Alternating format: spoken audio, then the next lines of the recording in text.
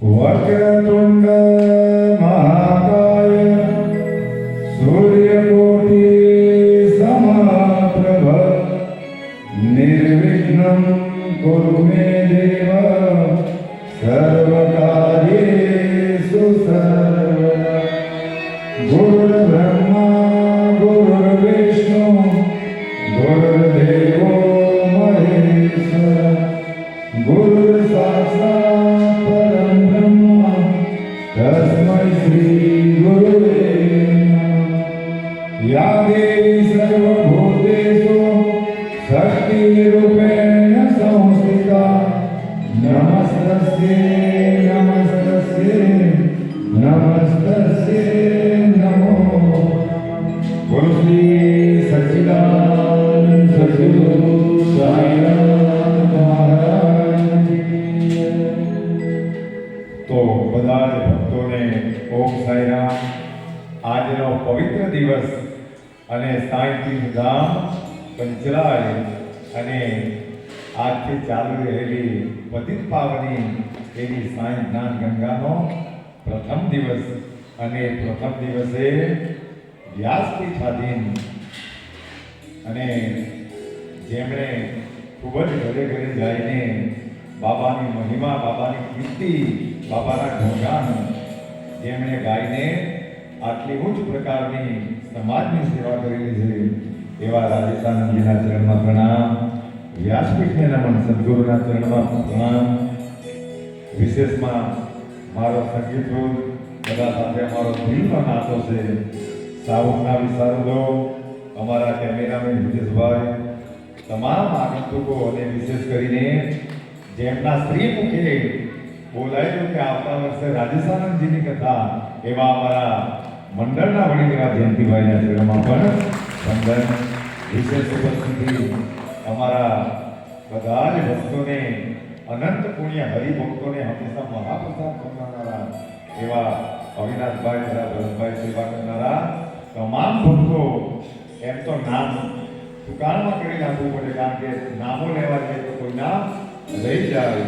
અમારી બહેનો કે જે ખૂબ સેવા કરી રહી છે અને જેમના માધ્યમથી આ ધામની આજે ઉર્જા જેને કહેવાય એવી બધાઈ બહેનોના ચરણમાં પણ વંદન. આજની કથાનો પ્રથમ દિવસ આપણે શોભા યાત્રામાં વક્તા અને બાબાને પણ ઉતારા પરથી લઈ આવ્યા અને આજથી કથાનો પ્રારંભ છે. તો સાંઈ કથા કે કોઈ પણ કથા એ ખાલી કથા માત્ર નથી, એના અંદરથી બધાને અમૂલ્ય રત્નો. એમ તો આપણે કથામાંથી બધું જ આપણને શ્રવણ કરવાનું મળશે, પણ સાંઈ બાબાના શબ્દો છે કે જે આની અંદર ઊંડી ડૂબકી મારે એમાંથી અમૂલ્ય રત્નો પ્રાપ્ત કરશે. અને આ કથાની ફળશ્રુતિ તો આપણને બધાને ખબર જ છે કે જે એક આસને આ કથાને સાંભળશે તો એ પરમ સુખ અને પરમ શાંતિને પામશે અને દરેક મનોકામનાઓ પૂર્ણ કરનારી, શાંતિ આપનારી અને છેલ્લે મોક્ષ આપનારી આ કથા. કારણ કે સદગુરુના પરમ તત્વની કથા છે. એટલે કદાચ કોઈ વડીલો સાંભળવા માટે આવેલા હોય, કોઈ બહેનો સાંભળવા માટે આવેલી તો જવાની ચિંતા ન કરતા, પણ મૂકવા માટે તો અમારા સેવકો પણ બધાને આવશે. પણ આ કથાને એક ધ્યાને, કથાના એક એક શબ્દો બધા ધ્યાનપૂર્વક સાંભળજો. અને આ કથાનો તો વિશેષ ફળ છે કે જે નિસંતાન છે એક શ્રદ્ધાએ સાંભળે, ગમે તે લીલા સદગુરુ કરે અને આ એમના પ્રમાણો છે. આ લાઈફ આજે આનું પ્રમાણ છે, એમના જીવનમાં ઉજાસ થાય. તો એ દંપતીઓ પણ બેસેલા છે, તો એક આસને સાંભળે તો નિસંદેહ બાબાની કૃપા અવિરત રહેતી જ હોય, ગમે તે લીલા થાય. કારણ કે સદગુરુ અને ભગવાન એક એવી વસ્તુ છે કે પોતાના ભક્તની લાજ રાખવા માટે સૂરજ જેવાને પણ એમણે અટકાવી દીધેલા છે, કારણ કે એ એમના કરતા પણ પર છે. અને સદગુરુ તો આપણા કરતા હજારો ડગલા આગળ ચાલતા હોય. એના કિસ્સાઓ એટલા માટે બધાને કહેવું પડે કે કંઈ શ્રદ્ધા રાખે અને ભગવાનની સદગુરુની કથા સાંભળે. આયોજકો જ્યાં ત્યાં આયોજનો ખૂબ મહેનત કરીને કરતા હોય અને આ કથાના માધ્યમથી માણસોએ જે જીવનનો પરમ લક્ષ્ય પ્રાપ્ત કરી શકાય એને માટે બધા માણસો દરિદ્ર બની જાય, વૃત્તિ દરિદ્ર બની જાય અને ખાલી ઊંઘના ગુલામ થઈને એકદમ નાજુક અવસ્થામાં ઉઠીને આટલી અનમોલ કથાને છોડીને જાય તો એવું કહેવાય કે સાંઈ બાબાએ એમના ચરિત્રમાં એ વાત કહેલી છે કે નામ સ્મરણનો આટલો મહિમા છે કે જેની અંદર કોઈ ખર્ચો પણ કરવો પડતો નથી. તો એ ભક્તો હુકામ તમે ફાફા મારે આ નામ સ્મરણની દવાને એક વાર પકડી લેવો, તમારા જન્મોજન્મનો પરમ કલ્યાણ સર્જાઈ જાય. આ એક વસ્તુ છે, એક તત્વ છે, પણ બધાને જે માયામાંની અંદર ડૂબેલા એને આ વસ્તુનો ખ્યાલ આવી શકતો નથી. એટલા માટે કહેવાય સાંઈ બાબાએ એમના ચરિત્રમાં લખેલું કે જેટલી અંદર ડૂબકી મારશે એટલા આમાંથી અમૂલ્ય રત્નો માણસ કાઢશે અને જીવન સ્વતઃ આનંદ આપનારું બનશે.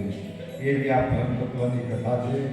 તો બધા જ ભક્તોને નમ્ર નિવેદન કરીએ કે આ કથાના એક એક શબ્દો અને રોજ કથા સમયે ચાલુ થઈ જશે. ભલે અહીંયા 5 માણસ આવેલા હોય કે 25 માણસો આવેલા હોય, આનું પ્રમાણ છે કે સમયે ચાલુ થઈ જશે અને સમયે વિરામ પામવું જોઈએ. જો કોઈ વાર ઈશારા પર આ વસ્તુ ચાલતી હોય તો સદગુરુના ઈશારા કંઈક ને કંઈક લાઈટ ઝપકે, બેલ પડે કે કંઈક હાર પડે, ફૂલ પડે તો આ સદગુરુ કંઈક ને કંઈક બધાને એની જાણ કરે. આ સદગુરુના ઈશારાઓ છે. તો બધા એક ધ્યાનથી સમય કથા ચાલુ થઈ જશે, ચાહે 5 માણસ હશે કે 25 માણસ હશે, પણ કથા સમયે ચાલુ થઈ જશે અને સમય બંધ પણ થઈ જશે. અને કીર્તન માટે ફક્ત ને ફક્ત 15 મિનિટ, કારણ કે કીર્તનોમાં જો કદાચ આપણે સમય વધારે કાઢીએ તો કથાનું મૂળ તત્વ રહી જાય, એટલે 15-20 મિનિટ રોજ ઇનફ થઈ જાય. એટલે કથાનો મધ્ય ભાગ જ્યારે આવે તો ત્યારે બધાને, કારણ કે કીર્તનના બાબા પણ ભારે રસ્યા હતા, પણ એ કીર્તનમાં જો આપણે કલાક 1.5 કલાક કાઢી નાખશું તો આ કથાના મૂળને આપણે પામી નહીં શકું. એટલે આપણને બહુ જ 15 મિનિટ કે 20 મિનિટ પછીથી બધાએ પાછું કથામાં અને 11 વાગે કથાને વિરામ આપી દેવો પડશે. તો જ બધા આ કથા શ્રવણ શાંતિથી કરી શકશે અને આના મૂળને જાણી શકશે. ને તો ખાલી ને ખાલી કથા કરવા પૂરતી થાય એનું કંઈ મહત્વ રહેતું નથી. હું કામ, કારણ કે તમે બધા નોકરી અને ધંધાવાળા છે, એટલે 11 વાગે કથા વિરામ પામે તો તમે બધા સમય પર ઘરે પહોંચી શકે. તો બધાને ફરીથી એકવાર અમારા પરમ આદરણીય રાજેશાનંદજીના ચરણમાં પણ પ્રણામ કરીને, અને સદભાગી એટલા માટે છે આજે આ કથા સાંઈ ધામમાં અમારા જયંતિભાઈના મુખે બોલાઈ ગયેલું, પણ એ પણ વિદેશમાં નિવાસ કરે અને આજના દિવસે કથા પણ લાઈવ થવાની છે. એટલે દેશ વિદેશમાં આ કથા પણ બધા ઘરે બેસીને જોવે. પ્રથમવાર આવું સાંઈ ધામની અંદર બન્યું કે જેમની કથા લાઈવ થવાની છે અને દેશ વિદેશમાં લોકો જોશે. તો એકવાર સાંઈ ધામ તરફથી અમારા બધા જ ભક્તો તરફથી રાજેશાનંદજીને ખૂબ ખૂબ શુભકામના આપીએ છીએ કે તમે એક સર્વોચ્ચ કથાકારની કીર્તિ પ્રાપ્ત કરે અને જગતની અંદર તમારું નામ રોશન થાય એવી બાબાના ચરણમાં પ્રાર્થના કરીને વિનંતી કરીશ કે હવે કથા ને દૂર